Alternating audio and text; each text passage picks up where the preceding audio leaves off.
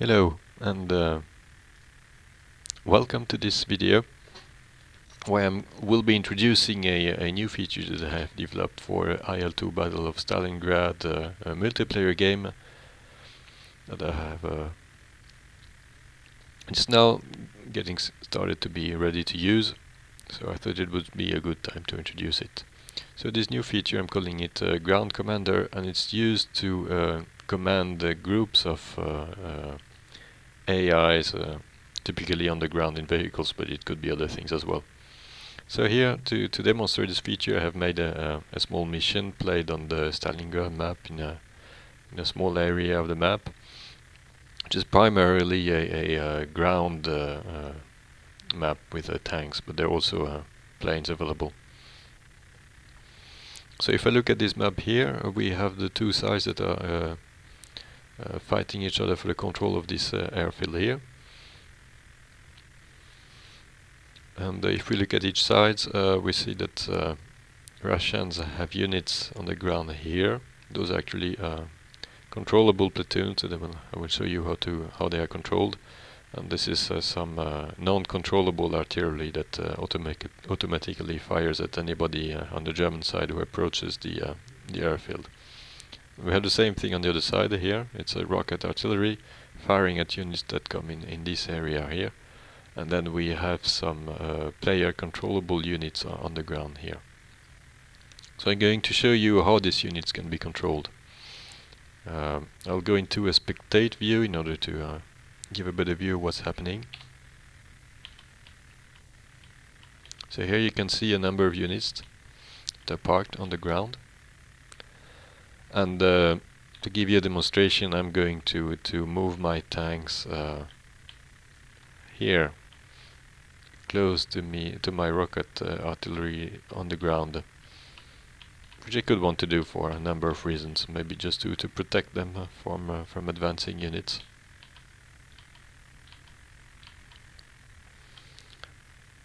Okay, so let's see on the map. We see that we have two groups, one called C2 and one called C1. C is for central. C2 is the one on the top, C1 and one on the bottom. And I want to take control of and each group is composed of a group of tanks and a group of light armored vehicles. So in order to control them and give them orders, I'll go through a web browser. I need to identify myself first, and in order to do that I have to look into the chat. I can also, it's already been shown in the chat, but now I cannot see the chat in spectator mode, but what I can do, I think, is request all this information, and it should show in the chat. Here you see. So the team password is NWL and the pin code is 4384. So those ones are automatically generated by the software every new game. And here I am. It says that I'm Coconut playing in the coalition axis on the German side, that is, and I'm going to grab control of the two Panzer IV groups in the central column. Now, what should we call it? There's an update button here that you can use to update the list, because if you are several players, you could be several players grabbing trying to grab things at the same time. So the list is not automatically updated. You have to click on the update button here. In this case, I'm the only one on the server, so I have no problem getting control over the units. So when you click add here, is that you grab control of a unit, so only you can give orders to it, and you can release control of a unit also by just clicking on the X on the left side here. If after releasing a unit it doesn't show up in the list again, just click update and it will come. Alright, so what I want to do is first I'm going to make my tanks advance in an off-road column formation. They will go east. Speed doesn't really matter for tanks, because when they are off-road they can never go faster than 20 kilometers, so I could order them to go at maximum speed. I will still go at the slow speed, which is 20 kilometers an hour. Okay, so first I give them the order of the formation. Now they aren't moving yet because I haven't told them to move anywhere. But now I order them to start moving.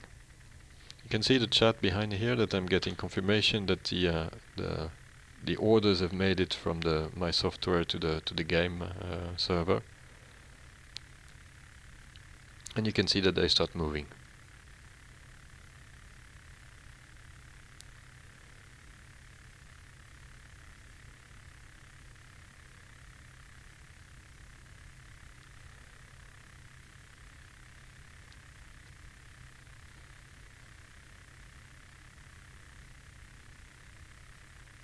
So not much is going to happen now because it takes quite a bit of time to for the tanks to reach your objectives. They're not very fast, as I said, 20 kilometers an hour at most when they are in fields like this.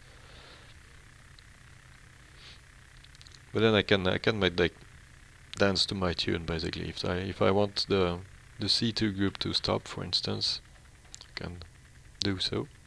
Stop, and then we look here. We see that it received the order, and indeed they have stopped. And in order to make them move again, I have to give them a continue order. Even if I give them a new move order here, they won't move until I click continue. So it's something that can be good to know. Now usually I let them travel in column formation when they're traveling because it's a hassle-free formation. I would say that most of the problems in the beginning when you use this is getting units not to collide with each other. It's a big problem with the trucks, and which are quite fragile vehicles. They will collide with each other pretty easily if you issue them orders that will force them to run into things or to force to run into each other. Okay, but let's look at this right, the column of tanks here, this little platoon, which is a C1 platoon. I'm going to give them an order to go into attack formation.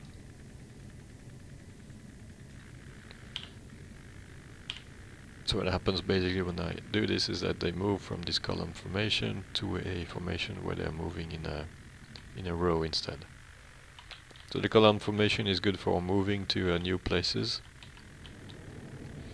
The attack formation obviously is better to shoot at enemies. If there was an enemy ahead of us there within range, the column formation might not be ideal because tanks might be standing in each other's way. So if you're playing against players, and typically they will have a hard time knowing the range. So it means that when they shoot at you, there's a pretty good chance they will shoot a little bit too high and miss your tank. But if you have your tanks arranged in a column facing the enemy, then obviously you are running an additional risk is that even though the player might miss the first tank that he was aiming at, it might get another tank by chance. So typically when you get within range of an enemy, you prefer to move into this row formation. This gives you better firepower and makes you less vulnerable to the enemy's fire.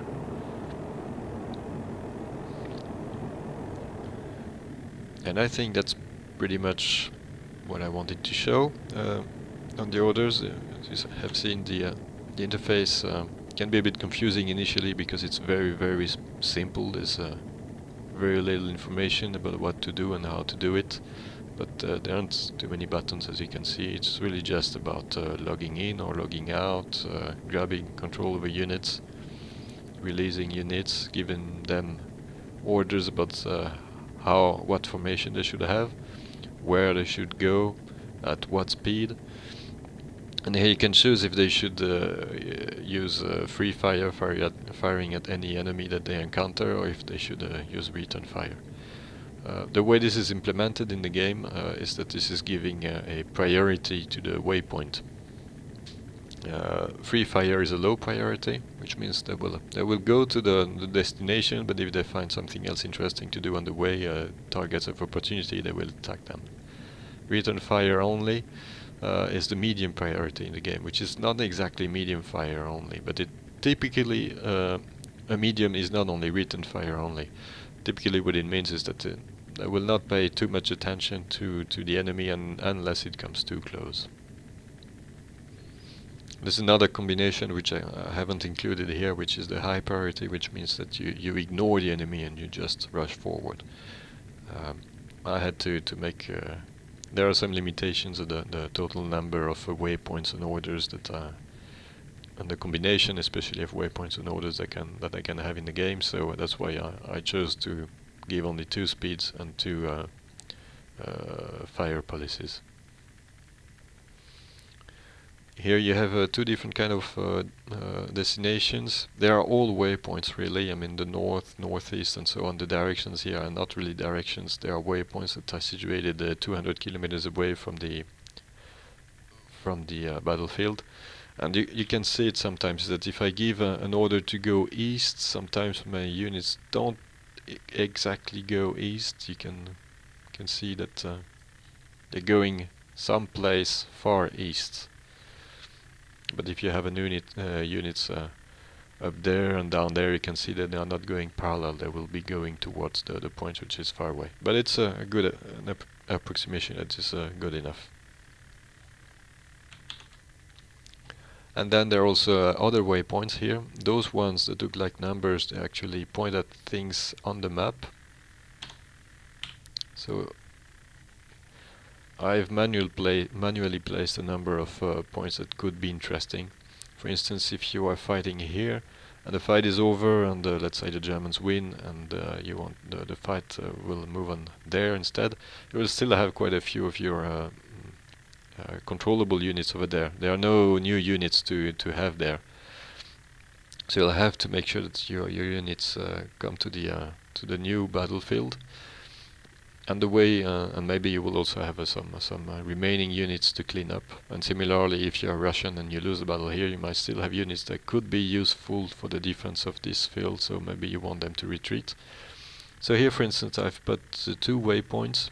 These ones are just at the start, and on each side of the bridge here, which is actually a railroad bridge, but it's a bridge that you can use with vehicles as well, provided you don't miss them. So first you would give the order to your tanks here to go to this western point here, 373-3 west.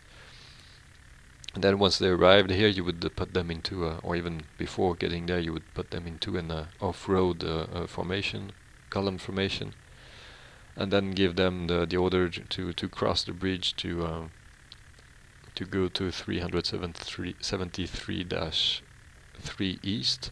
And once you've done that, you can tell them again to once they have crossed the bridge, you can tell them to go northeast, east, southeast. You can tell them to go to the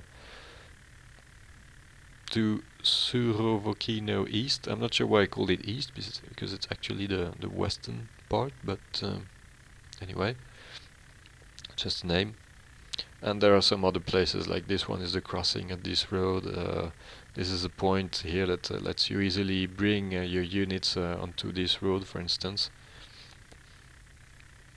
And so on. I have similar waypoints on the other side here that make it easier for you to travel around the map, going at some crossings and other points of interest on roads. The reason I'm doing this is that you have also an additional order that I haven't used. You don't use it in combat typically, but it's the on-road column formation, which is very useful with tanks because tanks are very slow, and if you want to get them anywhere traveling, you really need to use the roads. Outside of roads, typically they move at 20 kilometers an hour. On roads, they can do like 40 kilometers an hour. So you want to get your tanks on the road using this order, and then you want them to get to interesting places on the road, using the road network. So units are pretty dumb right now. They don't avoid each other. They can easily get stuck into villages. So you want really to keep them outside of villages, or if you do get them crossing villages, you need to get them on the road first. And similarly, if a bridge is destroyed, I don't think the units will stop. They will dive into the border. So this is also something you need to pay attention to. some of these issues I may alleviate later if I see that this is a success and players like this. Which takes me now to this using this. Personally, I'm having fun with it. Things might be happening on the map now. While I've been talking, I've been letting my units go forward, and I think this one might soon get in trouble because it's getting too close to the artillery.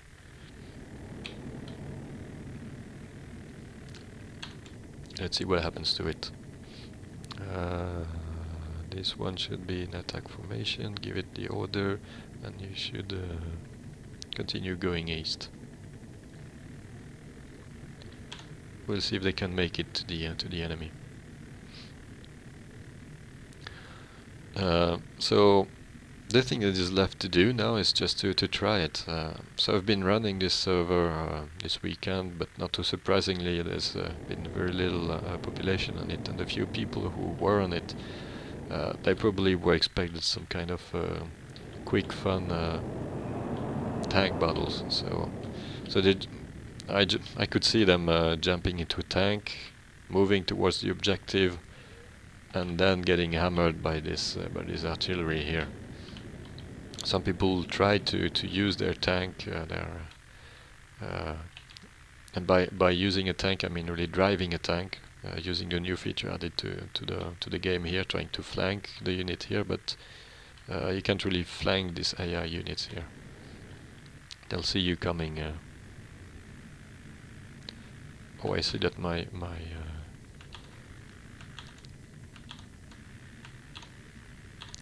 where's my control interface? Did I close it? That was a very bad idea. Can't find it anymore. Okay, so I have to restart my browser here. That's one thing you really don't want to do, so probably a bug. I don't remember what I had as a pin, so let me request it again. Hopefully it will give it to me. Yes, it was NWL 4384.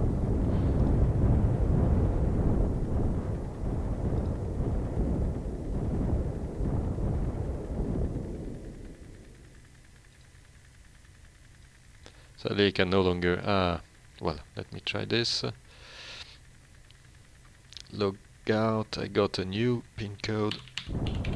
I'll request it again because the chat has hidden it.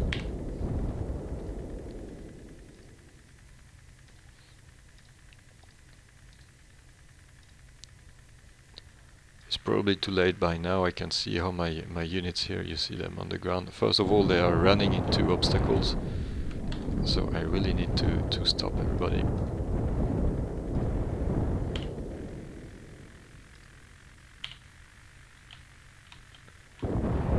So those ones I have to write off as a loss, I suppose. And then keep moving C2 forward.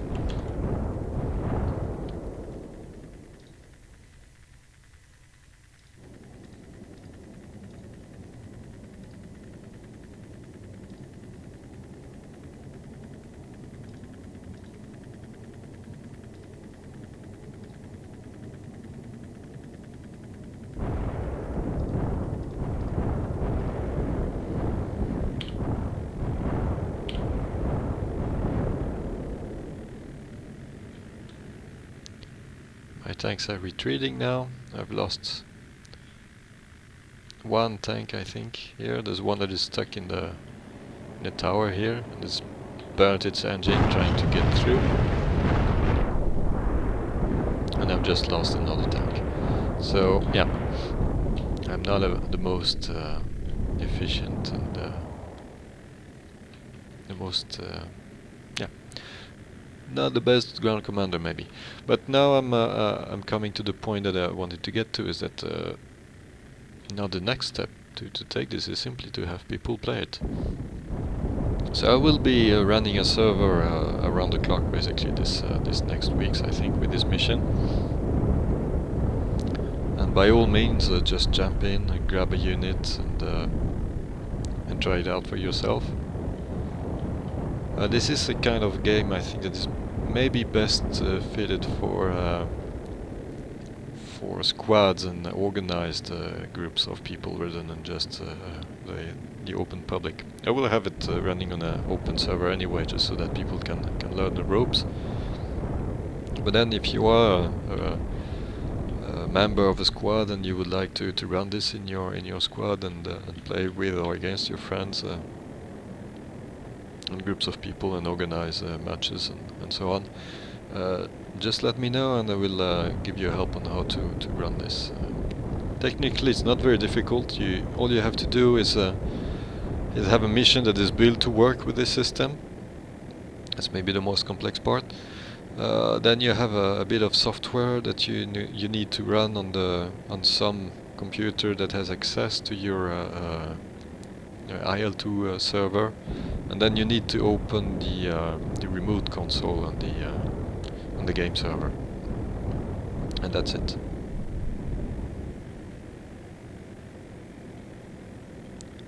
Alright, I hope you enjoyed this, and it's giving you ideas on new ways of getting fun in this game. If you have any comments and questions or suggestions, don't hesitate to contact me either here on YouTube or on the forums. I will be posting the link to the server in the description, links to the software also, so that you can try it out for yourself and use it. One thing I didn't say, but that I have some friends who tested it, and oh, the tanks just opened fire, I think. This interface here, you don't have to run it on the same PC as the client when you're playing, so you can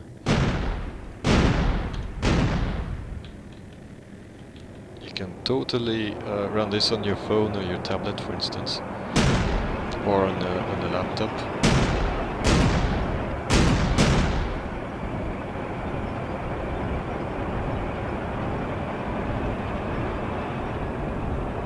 And here I think I just gave away a good tip on how to get rid of this artillery. So I'm just having fun now. I'm letting the recording go on. I think I've given all the information I wanted to give. You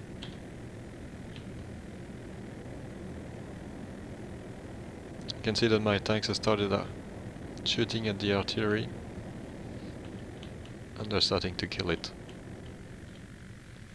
So my other tank that I had here could still be useful. I can stop them now that they are outside of reach.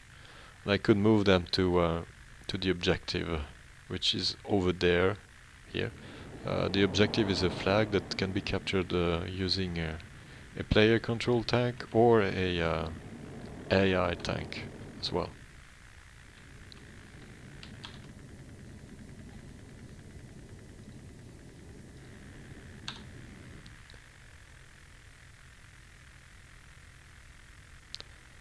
Alright, so as I said, I'll be playing on my own server to get things started.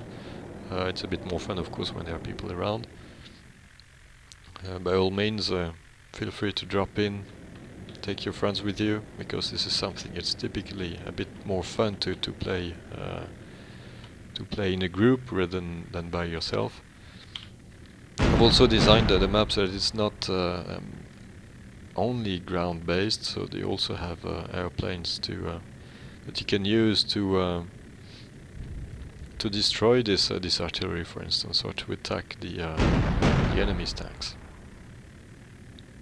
So I'll stop the recording now, and as I said, I hope to see you soon. Bye.